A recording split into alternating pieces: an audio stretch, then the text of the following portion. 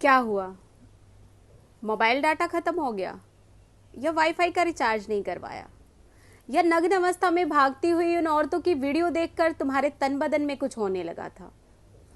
रुको रुको, गालियां लिखकर अपनी परवरिश दिखाने की जरूरत नहीं है। पहले पूरी बात सुन लो, बाद में दिखाना। एक औरत ने अपने पति को छोड़ दिया। तुम्हें नहीं मालूम कि उसके पति की हरकतें ही ऐसी होंगी कि उसको छोड़ दिया जाए या उसके साथ रहा जाए, किसी को नहीं मालूम। पर पूरा सोशल मीडिया, सारे पत्रकार, सारे न्यूज़ चैनल सब उस औरत के पीछे पड़ गए। तुमने भी वही काम किया जो दंगा करने वालों ने किया। उन्होंने सरेआम उसके कपड़े उतार दिए, तुमने ऑनलाइन। फर्क क्या रहा? तुम्हें हमेशा से एक औरत की ज़रूरत रही है, मनोरंजन के लिए, बेइज्जती करने के लिए। गालियां तक तुम्हारी अधूरी हैं औरतों के बिना। और फिर तुम कहते हो कि मर्दों से दुनिया चलती है। मन बहलाने के लिए औरतें चाहिए।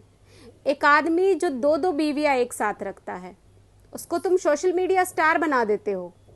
और एक औरत जिसने अपने ही पति को छोड़ दिया, वो सिर्फ इसलिए कि एक औरत ने आदमी को छोड़ दिया तो तुम उसके पीछे पड़ गए। तो ये बात तुम इतने जागरूक नागरिक बन के सारी दुनिया में बताने चले, उसके फ़ोन सब कुछ जो डिटेल नहीं भी किसी के पास अवेलेबल थी वो भी तुमने करवा दी। तो इतना बड़ा कांड होने के बाद तुम कहाँ थे? उससे पहले कहाँ थे जब वो बात दबी हुई थी? और आज जब ये बात सबके सामने आ गई है तो अब भी तुम में से कोई आगे नहीं आ रहा, कोई बाढ़ नहीं आई हुई उस केस के लिए। दूसरी एक औरत जो सरहद पार से आ गई, वो भी तुम्हारे लिए मनोरंजन का साधन बन गई। ऐसे ऐसे आदमी जो उस औरत को गालियां दे रहे थे कि बीवी को मत पढ़ाओ, जिनके पास बीवियां हैं भी नहीं और उनकी हरकतों की वजह से उन्हें मिलनी भी नहीं, कहाँ गए अब? खैर, कसूर तुम्हारा नहीं, तुम्हें पालने वाली उन माओं का है जो ये परवरिश तुम्हें ना दे सकी कि एक औरत की इज्जत किसको कहते हैं, कैसे करते हैं। वो कब समझाती तुम्हें? क्योंकि तुम्हारे घर के आदमियों ने उनको व्यस्त रखा दूसरी औरत को बदनाम करने के लिए, बहू को रुलाने के लिए, पीटने के लिए, उसको चरित्रहीन कहने के लिए। तो अब भी वक्त है औरतों। ये जो आदमी कहते हैं ना कि औरतें ही औरतों की दुश्मन होती है, ये उनका जुमला है तुम्हारा मन बहलाने का, ताकि तुम आपस में लड़ती रहो, मरती रहो, एक दूसरे को नीचा दिखाती रहो और वो तुम्हें खिलौना समझ के यूज़ करते रहें।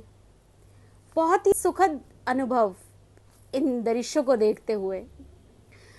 तुम्हारी बेटियों को नोच कर जो पूजा का ढोंग रचाते हैं, उनके घर से हर रिश्ता खत्म कर दो।